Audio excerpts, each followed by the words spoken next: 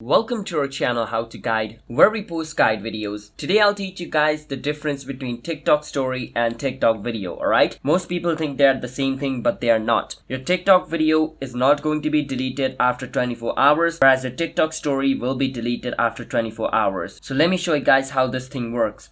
So first, if you want to post TikTok story, you want to go on versus inbox, and on inbox at the top you can see the button called create.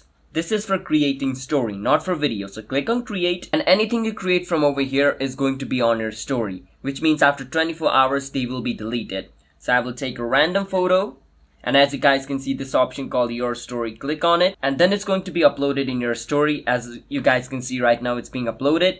But after 24 hours, this will be deleted. So as you guys can see, this is my story, and after 24 hours, it will be deleted. Now that is basically what TikTok story is. Whereas your, post videos, it's going to be available over here.